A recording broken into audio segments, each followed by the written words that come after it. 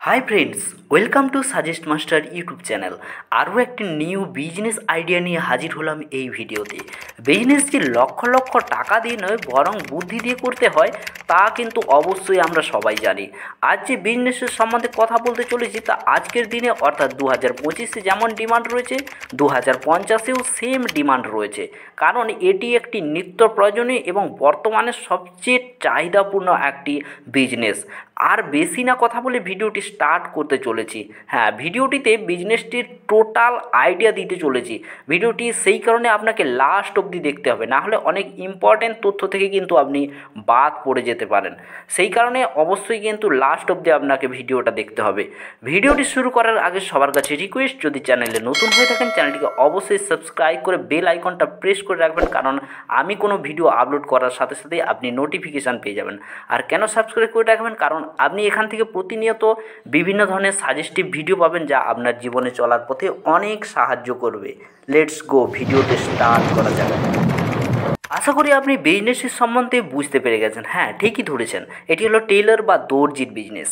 নামটার সাথে আমরা যথেষ্ট পরিচিত। নামটা আমাদের শুনতে একটু খারাপ লাগলেও এর সাথে কিন্তু আমাদের সবার পরিচিত রয়েছে। এদের কাছে আমাদের প্রায় যেতে হয় আমাদের মানানসই ড্রেস বানানোর জন্য।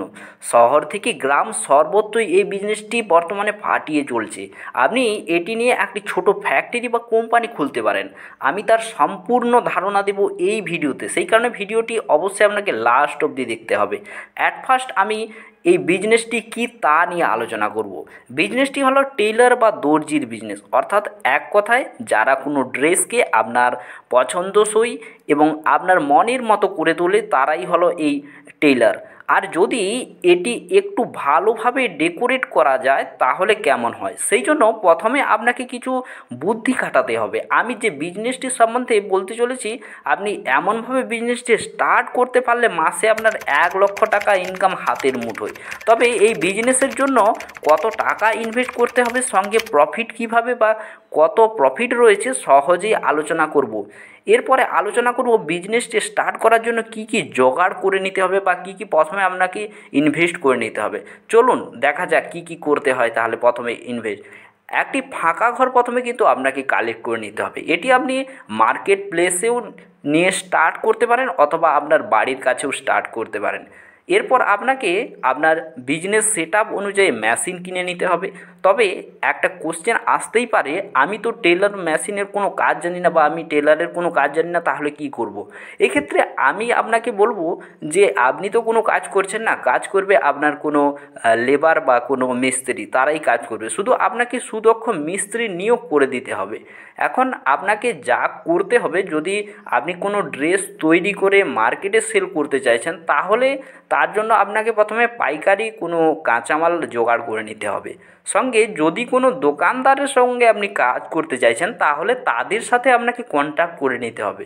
এছাড়া আপাতত এগুলোই প্রয়োজন বিজনেসটি স্টার্ট করার জন্য। এবারে আমি কথা বলতে চলেছি বিজনেসটির ইনভেস্টমেন্ট নিয়ে, অর্থাৎ কী পরিমাণে টাকা আপনাকে ইনভেস্ট করতে হবে এই বিজনেসটির জন্য। এই বিজনেসের ইনভেস্ট বলতে কিন্তু তেমন কিছু নয়। প্রথমে আপনাকে কিছু মেশিন কিনতে হবে, যেগুলো টেইলর মেশিন বলা হয়।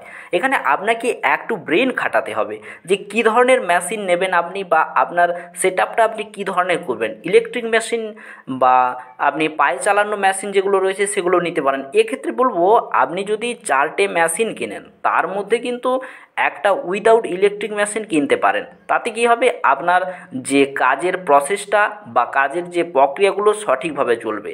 যদি আপনি ইন্ডাস্ট্রিয়াল মেশিন কিনতে চান তাহলে কিন্তু বিভিন্ন প্রাইজের এবং বিভিন্ন কোম্পানির মেশিন রয়েছে যেগুলো আপনি কিনতে পারেন। যেমন ধরুন এই ইন্ডাস্ট্রিয়াল মেশিনগুলো 10,000 থেকে শুরু করে বিভিন্ন ধরনের প্রাইজের রয়েছে। কোনোটা 15,000, কোনোটা 22,000, কোনোটা 25,000। আপনি যেরকমভাবেই কিন্তু স্টার্ট করতে পারে। এর সাথে যদি আপনি হল রুম ম্যানেজ করতে পারেন ভালো, না হলে ভাড়া নিতে হবে, এবং ইলেকট্রিক মিটার কিন্তু অবশ্যই আপনাকে একটি নিয়ে নিতে হবে। এর পাশাপাশি আপনার ড্রেস প্রিপেয়ারের জন্য কাঁচামাল নিতে হবে, যেগুলো কলকাতার কিছু মার্কেট প্লেস বা কিছু মার্কেট থেকে কিন্তু আপনি পেয়ে যাবেন সম্পূর্ণ পাইকারি মূল্যে। আর প্রয়োজনীয় ইয়ার্ন বা সুতো কিন্তু কালেক্ট করে রাখতে হবে আপনাকে, যেগুলো আপনি কলকাতা থেকে কালেক্ট করতে পারেন কলকাতার পাইকারি মার্কেটে। যদি এদের পাইকারি অ্যাড্রেস প্রয়োজন হয় তবে অবশ্যই আপনি কমেন্ট করতে পারেন, এগুলো আমাদের অবশ্যই সাহায্য করা হবে। আপনার কমেন্টে অবশ্যই আমরা উত্তর দেওয়ার চেষ্টা করব।